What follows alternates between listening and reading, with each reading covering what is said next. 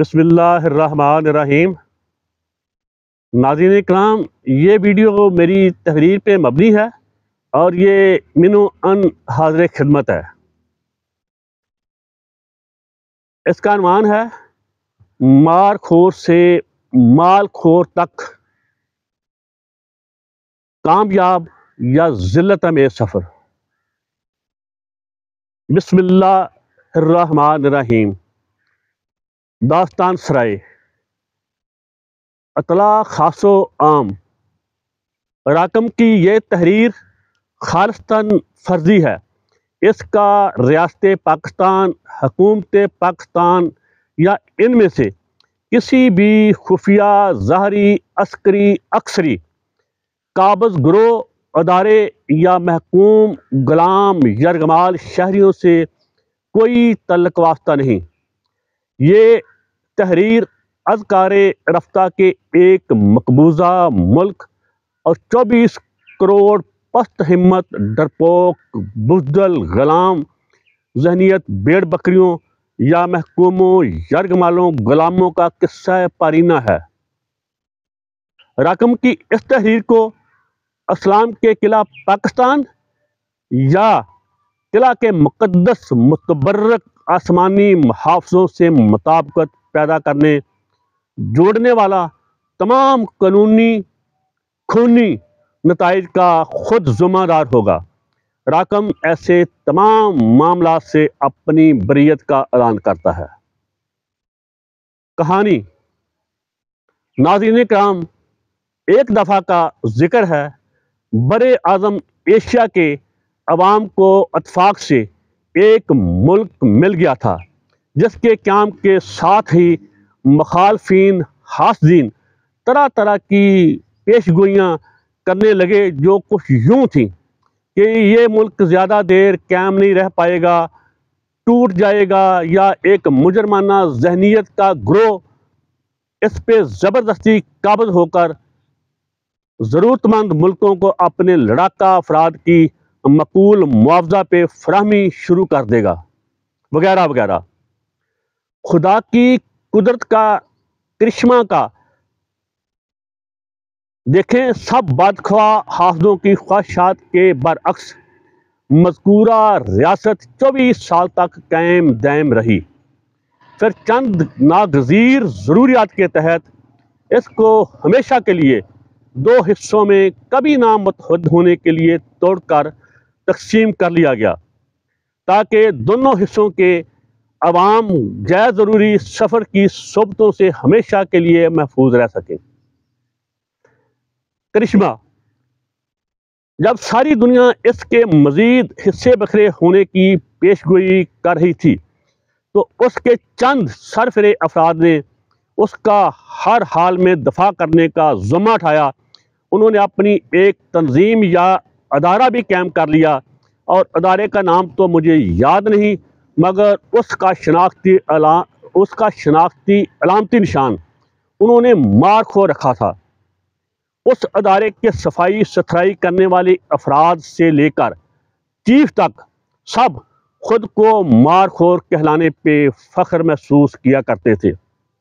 اس ادارے کے ہر خاص و عام نے عوام کی نظروں سے اوجھل رہ کر اپنے ملک و قوم کے مفادات کے تحفظ کی خاطر ہر قربانی پیش کی۔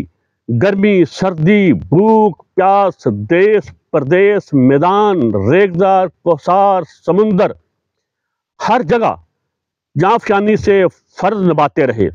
اپنے وطن کے مفادات کے تحفظ کی خاطر انجانی راہوں میں اپنے خاندان اور دنیا والوں کی نظروں سے دور قسم پرسی لاچارگی، بے چارگی کے ساتھ ساتھ دشمن کے عقوبت خانوں میں بے پناہ ناقابل برداشت اذیتوں سے گزرتے رہے، جان قربان کرتے رہے، مگر اپنی زبان سے وطن کے مفادات کے خلاف ایک لفظ کا رات بھی دشمن کے سامنے نہ اگلے۔ دشمن بھی ان غازی مجاہدوں شہیدوں کے معترف ہوتے کہ خدا یعنی وہ کس مٹی کے بنے ہوئے انسان تھے۔ یہاں لوہا بھی فر فر بولنا شروع کر دیتا، وہیں وہ دنیاوی جہنم کا ہر ظلم برداشت کر جاتے، مگر مادر وطن کی حرمت پہ آنچ نہ آنے دیتے۔ ملک و قوم کی بدقسمتی اور مال خوروں، خرکاروں، بدکاروں، بد کرداروں کا عروج۔ پھر کچھ یوں ہوا کہ وقت کے ساتھ ساتھ حالات تبدیل ہوئے تو کسی نہ کسی طرح مار خوروں میں مال خور بھی داخل ہو گئے، اور پھر ہر گزرتے لمحہ کے ساتھ مار خور کمزور، جبکہ مال خور، حرام خور، خرکار، بدکار طاقتور سے طاقتور ہوتے چلے گئے۔ کہانی میں نیا موڑ۔ کہانی میں پھر یکدم نیا موڑ آتا ہے، وہ کچھ یوں کہ مار خوروں کے ادارے میں مار خور بے بس اور مال خور مکمل قابض اور حاوی ہو جاتے ہیں۔ آئیے آپ کی ملاقات کرواتے ہیں اس زمانے کے ایک مشہور زمانہ مال خور سے۔ السلام علیکم مال خور، اب یہ آپ ترتیب خود سیٹ کرتے جائیے گا۔ آپ سوال کر رہے ہیں مال خور سے، وہ جواب دے رہا ہے۔ وعلیکم السلام۔ سوال: سر کیا ہم آپ کے قیمتی وقت میں سے تھوڑا سا وقت آپ سے چند سوالات جاننے کے لیے لے سکتے ہیں؟ جواب: وقت کیا چیز ہے؟ آپ مجھ سے جب چاہیں کانفرنس کروا کر کھلے عام سوال و جواب کر سکتے ہیں، لیکن شرط ایک ہے کہ سوال جواب وہی ہوں گے جو پہلے سے طے شدہ ہوں گے۔ سوال: سر برائے کرم اپنی شخصیت، فرائض منصبی اور کارہائے نمایاں بارے مختصر احوال بتانا پسند فرمائیں۔ جواب: کیوں نہیں بھائی، اس میں مذائقہ اور حرج ہی کیا ہے؟ اگر غلام قوم کو میرے کارناموں اور کامیابیوں بارے تھوڑی سی آگاہی ہو جائے تو اس سے اچھا کام اور کیا ہو سکتا ہے؟ سوال: تو پھر عزت مآب کچھ فرمائیے۔ جواب: توجہ اور خاموشی سے سنیے، غیر ضروری اور پہلے سے طے شدہ سوال و جواب سے ہٹ کر سوال کرنے سے پرہیز کرنا، یہ آپ کی زندگی اور آپ کے خاندان والوں کی عزت اور عفت، جان و مال محفوظ رہنے کے لیے بے حد ضروری ہے۔ جی سرکار، جو آپ کا حکم۔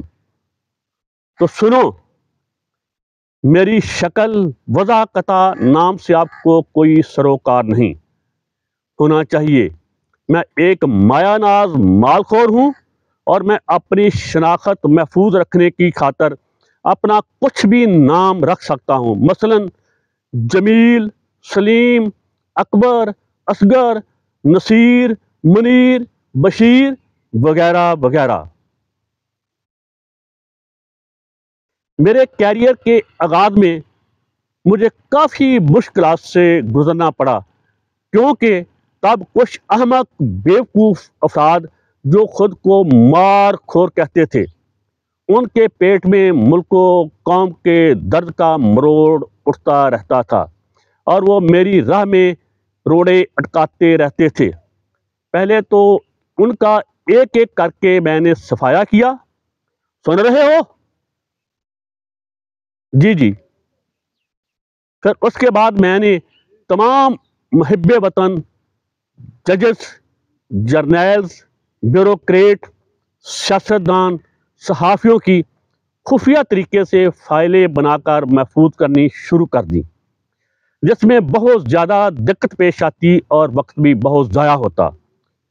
پھر نئی ٹیکنالوجی میرے ہاتھ آئی تو میں نے ان سب کی آڈیو ویڈیو بنا کر اپنے پاس محفوظ رکھنی شروع کر دیں۔ رفتہ رفتہ اس کام کو میں نے ملک کی قومی مفاد کے نام پہ وسعت دی، اور خفیہ آلات کے ذریعہ ان کے بیڈ رومز اور واش رومز کی آڈیو ویڈیو بنانی شروع کر دی۔ اس میں وہ رنگین سنگین قیمتی ویڈیوز بھی شامل ہیں جو ازدواجی حقوق و فرائض ادا کرتے مخصوص لمحوں پہ مبنی ہیں۔ باقی قومی مفاد میں ملک کی بری، بحری، ہوائی سرحدوں کے تحفظ کی ذمہ داری بھی میرے کندھوں پر ہے۔ میں نہ چاہوں تو چڑیا کا بچہ بھی ملک کے اندر باہر نہیں آ جا سکتا۔ سر، جان کی مان پاؤں ایک سوال پوچھ لوں؟ بولو بولو، جلدی بولو، میرے پاس وقت کم ہے اور بھی ملکی فرائض سر انجام دینے ہیں۔ جی جی جی جی سر، جی۔ سب کچھ آپ کے قبضہ قدرت اور کنٹرول میں ہے، تو پھر ملک سے آٹا، چینی، گندم سب کچھ کیسے سمگل ہو کر ہمسایہ ممالک اور دوسرے ممالک سے تیل کے ہزاروں ٹرک، امپورٹڈ اشیاء، منشیات، اسلحے کے ٹرک، مشرقی ہمسایہ ملک سے آلو، پیاز، ٹماٹر کے بے شمار ٹرک کیسے ملک کے اندر محفوظ طریقہ سے داخل ہو کر واپس بھی چلے جاتے ہیں؟ اور یہی نہیں، ملک کے کرپٹ جج، جرنیل، بیوروکریٹ، سیاستدان، سرمایہ دار، صنعت کار ملک کی دولت لوٹ کر کیسے لانچوں اور ہوائی جہازوں سے باہر لے جاتے ہیں؟ ہیلو سوال کرنے والے، تم تو ہو ہی بیوقوف، احمق، کہنے کو بڑے 30 مارکاں صحافی بنے پھرتے ہو۔ آپ کیا جانو ملکی قومی مفادات کیا ہوتے ہیں اور ان کی کس کس طریقہ سے ہمیں حفاظت کرنی پڑتی ہے؟ احمق انسان، ملکوں کے باہمی مفادات ہوتے ہیں اور عالمی برادری میں خارجہ امور میں تنہائی سے بچنے کے لیے بہت کچھ کرنا پڑتا ہے۔ ویسے یہ کام تو وزارت خارجہ کا ہے، لیکن یہ ذمہ داری بھی میرے کندھوں پہ آ پڑی ہے۔ مثلا ہمارا ایک ہمسایہ برادر ملک آٹا، گندم، چینی میں خود کفیل نہیں، تو اس کی غذائی ضروریات اور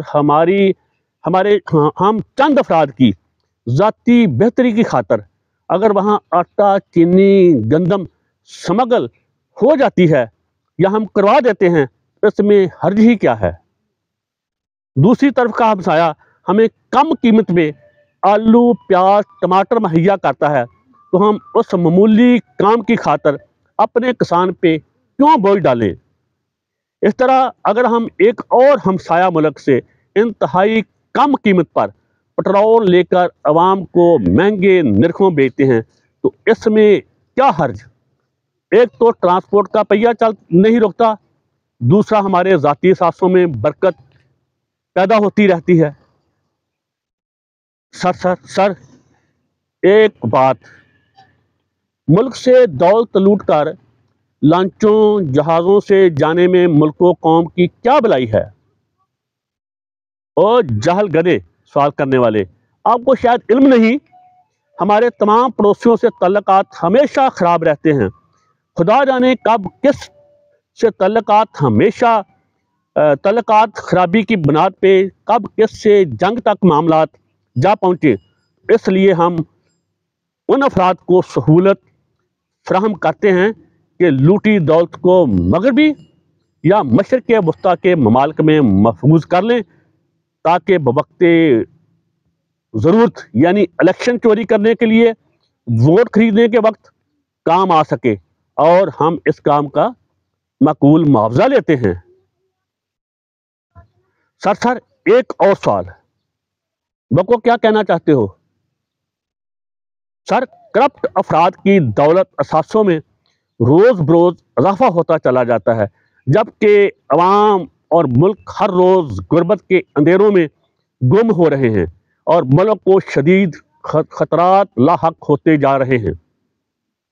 اور تم ہو ہی جاہل، تمہیں کسی بات کی الہ بے کا بھی پتہ نہیں۔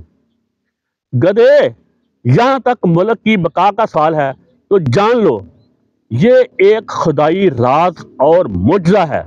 یہ بزرگوں کی دعاؤں اور کرامات کی بدولت لیلۃ القدر کی رات قائم ہوا تھا۔ ہم اس کے ساتھ جتنا مرضی، جس طرح کا مرضی کھلواڑ کر لیں، اسے کچھ نہیں ہوگا بچے۔ یہ لاکھوں کروڑوں سالوں سے یہی ہے اور یہی موجود رہے گا۔ اس پہ کوئی مشرقی، مغربی، شمال مغربی ہمسایہ قبضہ کر کے احمق انسان کیا اسے اٹھا کر یورپ، افریقہ، امریکہ لے جائے گا؟ امن کا نظام یہی رہے گا، اسے کیا خطرہ ہے؟ سر بس آخری سوال پوچھو سر ملک کے ارد گرد ممالک میں سکون امن کا ماحول بہتر ہے یا جنگوں کا جاری رہنا؟ دیکھو بھائی، بہتر تو امن ہی ہوتا ہے، مگر ہمارا ملکی، قومی اور گروہی مفاد اس میں ہے کہ ہمارے کسی نہ کسی ہمسائے میں کوئی عالمی طاقت جنگ چھیڑے رکھے۔ اس سے ملکی، قومی اور ہم چند خاص افراد کے مختصر گروہ کی معیشت پہ انتہائی مثبت، خوشگوار، پائیدار اثرات مرتب ہوتے رہتے ہیں، اور اس کے علاوہ قوم کے آوارہ لفنٹر، بھوک کے مارے نوجوان بچے جنہوں نے ویسے بھی سسک کر مر ہی جانا ہوتا ہے، ان کو شہادت کی موت حاصل کرنے کے بہترین مواقع پیدا ہو جاتے ہیں۔ کسی اور کا کوئی مزید سوال؟ کسی نے مزید سوال کرنا ہے؟ کیا کسی نے مزید سوال پوچھنا ہے؟ گہری گمبھیرتا اور قبرستان کی خاموشی، ہر زبان گنگ، ہر آنکھ پتھرا چکی، ہر کان بہرا اور ذہن معوف ہو چکا۔ انا للہ و انا الیہ راجعون۔ کہانی ختم شد۔ اللہ حافظ۔